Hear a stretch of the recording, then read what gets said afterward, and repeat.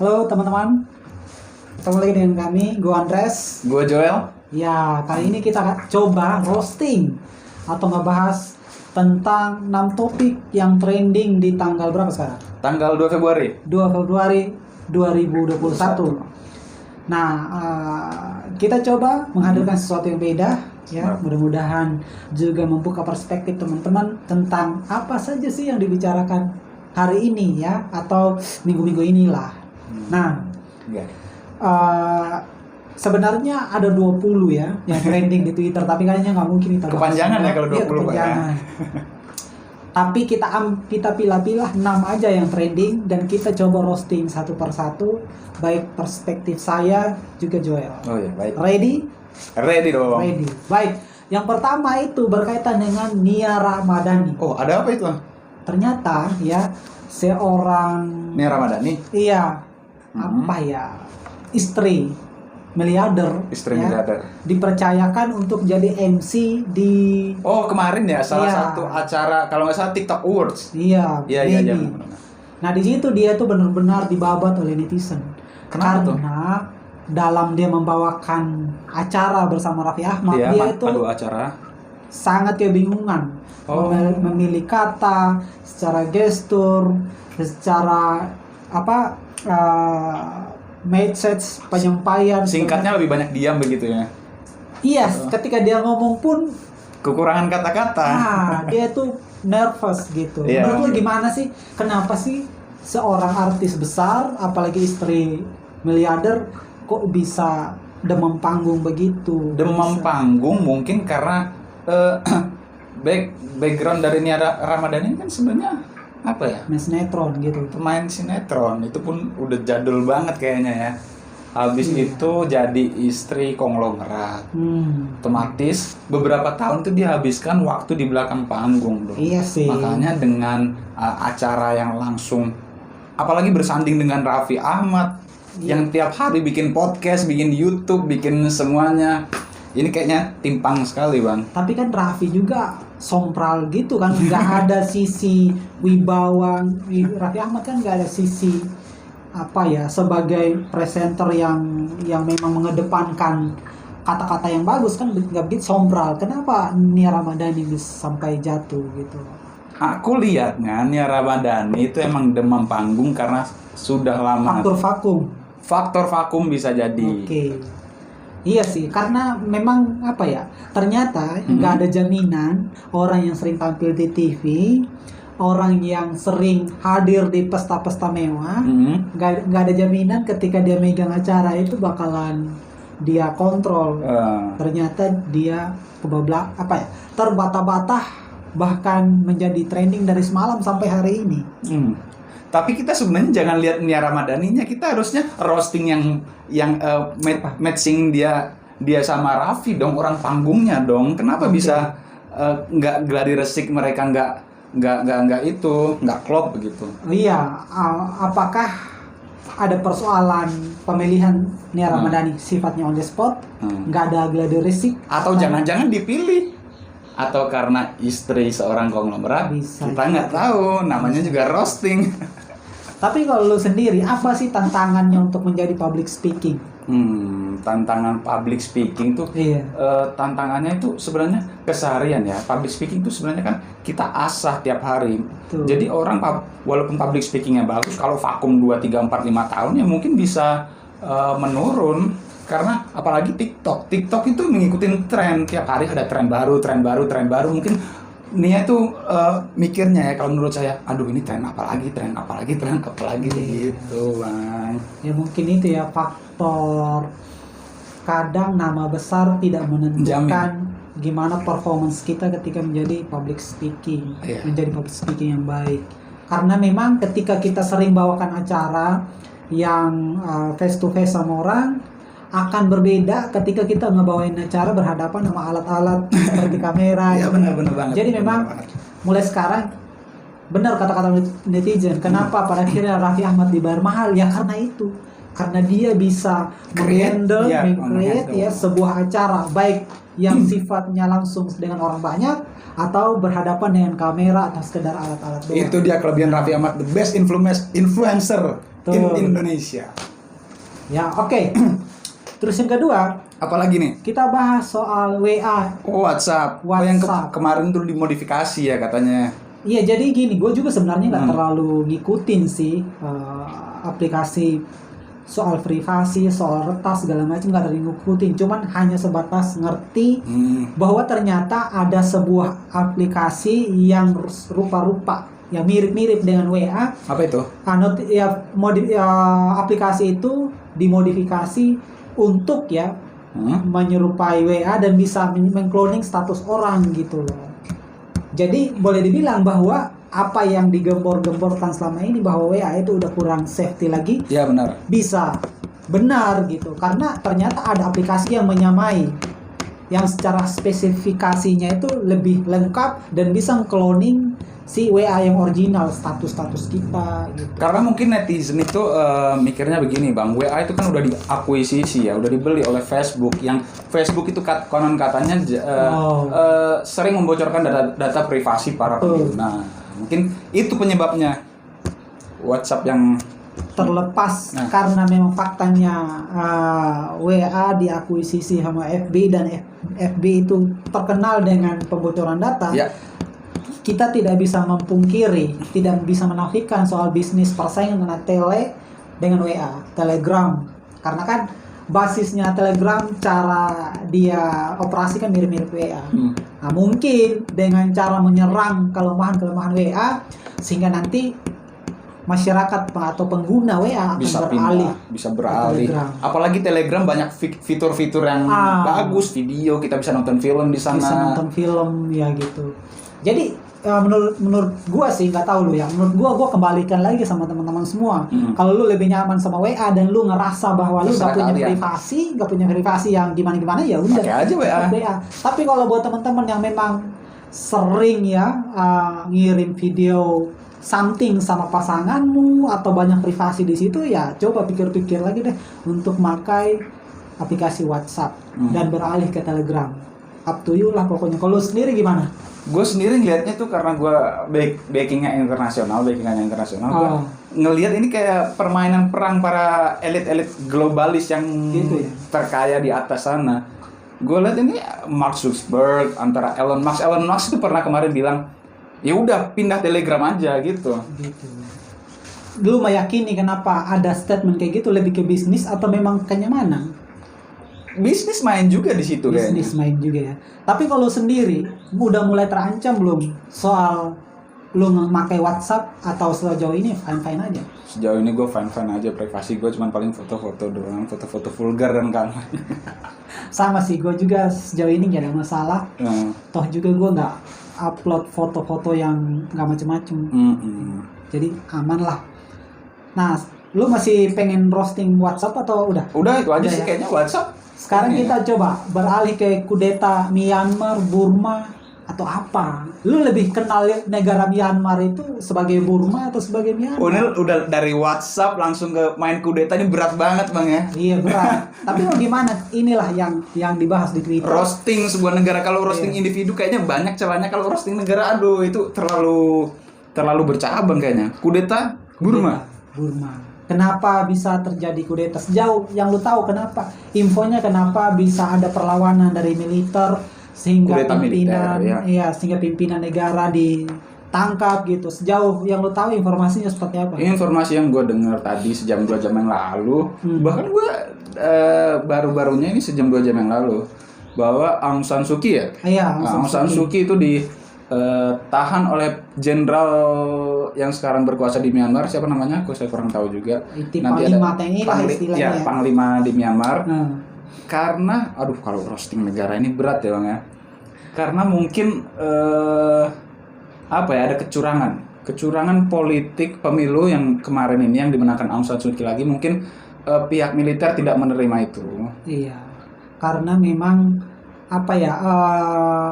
sebenarnya kan sebelumnya Myanmar ini demokrasi, terus tahun 60-an diambil alih oleh militer, terus 2010 beranjak lagi untuk menjadi negara demokrasi. Mungkin selama menjadi negara demokrasi, TNI atau militer di sana itu merasa campur tangan asing itu kental ke negaranya. Ya, bisa jadi. Nah, sehingga terjadinya ketika kembali lagi ke negara demokrasi dan melakukan pemilihan umum, di situ militer di sana merasa banyak kecurangan. Yang bisa terjadi, kecurangan itu diakibatkan untuk kepentingan politik mereka, kepentingan elit-elit, dan kepentingan bisnis internasional. Bisa jadi. Bisa jadi karena faktor itu militer kembali mengambil alih kekuasaan. Iya. Nah, infonya sih 1 tahun ke depan akan dikuasai oleh militer. Cuman info selanjutnya bahwa berita ini masuk ke internasional dan Amerika tidak tinggal diam. Pasti Amerika tidak tinggal diam dong. Sejak kapan Amerika diam? Apa kepentingan Amerika terhadap Myanmar? Amerika negara demokrasi terbesar di dunia. Mereka lihat negara yang ingin beralih dari demokrasi ya jelas berapi-api dong. Wah. Oh gitu ya. Jadi mereka istilahnya punya punya keinginan untuk demokrasi itu semakin besar. Ya, benar sekali. Di seluruh dunia gitu ya. Amerika perangnya sama negara yang non demokrasi. Oke. Tapi kenapa Indonesia negara demokrasi sangat tidak menyukai Amerika negara? Kata siapa? Negara demokrasi. Karena kan kalau kita pilih idola lu sendiri si Mandarigu pun Mardigu pun kalau disuruh pilih Cina atau Amerika, dia milih Amerika. Iya, Mardigu pilih Amerika. Nah, akan tetapi sebagian orang di Indonesia itu kebanyakan malah tidak menyukai Amerika maupun Cina. Kenapa gitu loh? Wah, berat sekali ya. Berat. Mungkin karena ini ya, karena lebih kayak faktor religi kali ya. Bisa jadi Cina juga non religius kok. Iya, tapi kan di dua negara ini agama yang mayoritas kan bukan agama yang minoritas seperti di Indonesia. Mungkin faktor itu nggak disukain atau memang ada faktor kayak sewenang-wenangan, kita nggak tahu. Tapi kita kembali ke Myanmar aja deh. Iya, kita back to apakah hanya karena faktor Myanmar sekarang menjadi negara demokrasi sehingga Amerika campur tangan, atau ada faktor lain menurut lo? Logika lu aja deh. Di mana-mana Amerika, kita nggak bisa pungkirin Amerika selalu campur tangan sebenarnya. Walaupun mau demokrasi atau enggak, Amerika itu campur tangan. Mereka itu ingin pemasukan buat negaranya. Iya. Ya. Intinya mah apa ya? Amerika ingin menunjukkan tajinya sebagai negara adidaya, negara adikuasa. Ketika ada penyimpangan hukum, ketika di mana ada penyimpangan terhadap demokrasi, mereka akan proaktif, kurang lebih gitulah ya. Dan ingat, sekarang bukan zamannya, bukan perang dagang lagi. Oh iya. Perang yang sebenarnya. Sekarang memang lagi mengenyampingkan perang dagang dan lebih fokus pada COVID-19. Itu tadi kudeta Burma. Kudeta Burma. Tapi ini Bang, kemarin aku dengar itu ada kudeta lagi di negara kita sendiri. Sebenarnya banyak yang bilang kudeta terhadap Partai Demokrat. Nah, iya, Partai Demokrat. Cuma menurut gua salah kalau menggunakan kata kudeta terhadap Demokrat. Karena sebenarnya nih, karena kebetulan gue belajar hukum, kudeta itu hanya dilakukan terhadap pemerintahan yang sah yang dilakukan oleh angkatan bersenjata, dalam hal ini di TNI. Nah, kalau persoalan Demokrat, nah ini kan pasti politik ya. Kalau menurut gue pribadi, baik oleh Demokrat ataupun Muldoko yang dituduh mengambil alih, ini hanya kedua-duanya hanya mencari panggung. Yang cari panggung siapa dong? Menurut gue dua-duanya. Kenapa dua-duanya? Kalau dari versi Demokrat ataupun AHY, ketika ada persoalan ini, maka yang selalu tampil selama ini kan AHY sebagai ketua umum. Artinya apa? Dengan ada persoalan ini, Demokrat ingin menunjukkan sosok AHY sebagai ketua umum, sebagai figur utama, bukan lagi SBY yang selama ini ketika ada persoalan di tubuh Demokrat selalu kan yang tampil SBY. Tapi akhir-akhir ini selalu AHY. Nah, citra itu yang mau dibangun oleh Demokrat, menunjukkan kepada masyarakat bahwa AHY adalah ketua umum yang sah dan ketua umum yang membawa Demokrat ini lebih baik lagi. Dan itu yang pertama. Yang kedua, bisa aja dengan dengan anggapan bahwa ada pihak lain yang merebut Demokrat, itu mengundang empati masyarakat gitu, terutama kader-kader Demokrat, dengan adanya anggapan bahwa wah, Partai Demokrat mau dikudeta, mau diambil alih oleh pihak istana katakanlah. Itu sudah barang pasti akan mengundang empati rakyat, terutama kader Partai Demokrat, sehingga loyalitas atau trust kepada Demokrat kembali pulih. Begitupun dari Pak Muldoko sendiri, staf kepresidenan. Iya. Dia kan sifatnya nggak proaktif. Dia mengatakan seperti itu, bahwa ada kader-kader Partai Demokrat atau mantan atau ex kader Demokrat yang datang, bertemu, dia kan hanya sifatnya menerima. Tapi tadi aku lihat, Bang, ada Bapak Muldoko sendiri yang datang ke staf-staf Demokrat. Kalaupun begitu, artinya apa?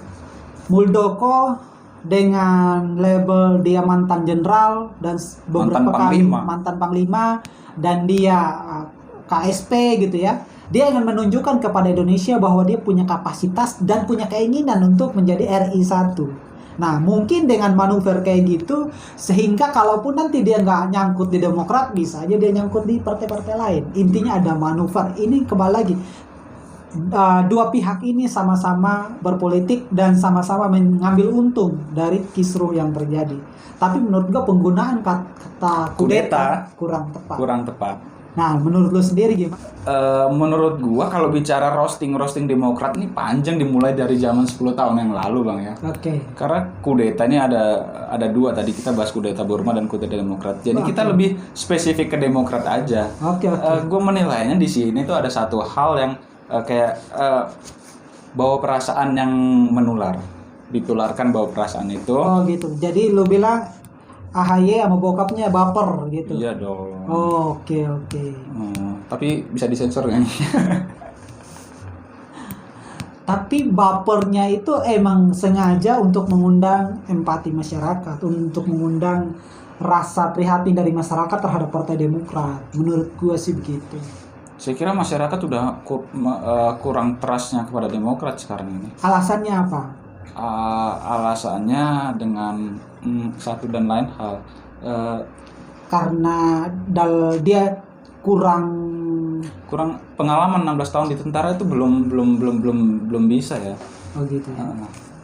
Masih banyak yang harus dilewatin Pak Agus ini untuk menjadi bahkan menteri pun ini kurang pengalaman. Kalau gue sih kurang setuju. Karena kalau gue melihat sosok AHY dari segi pengalaman, secara knowledge ya, pengetahuan dia tentang dunia pemerintahan, menurut gue sudah.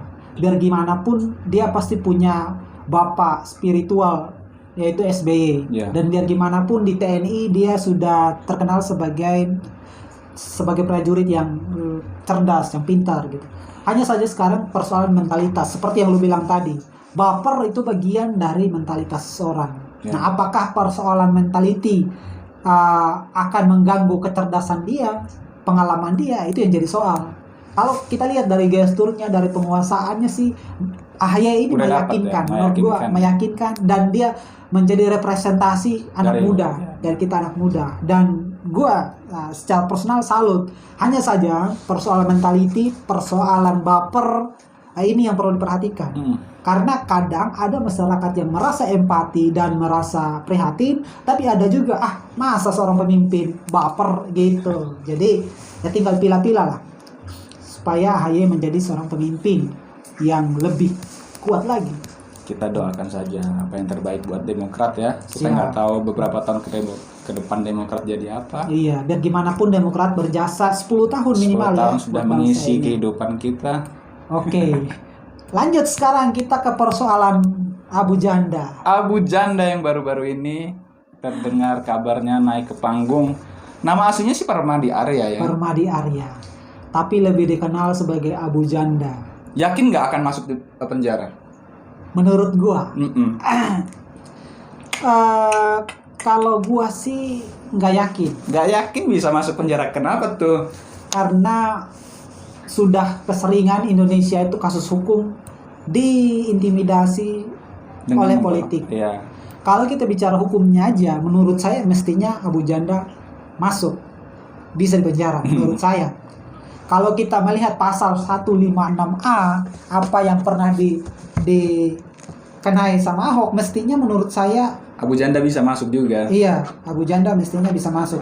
Cuman karena dia influencer, dia adalah juru bicara pemerintah, ya, menurut saya agak susah. Sedang berada di kubu pemerintah ya. Iya, betul.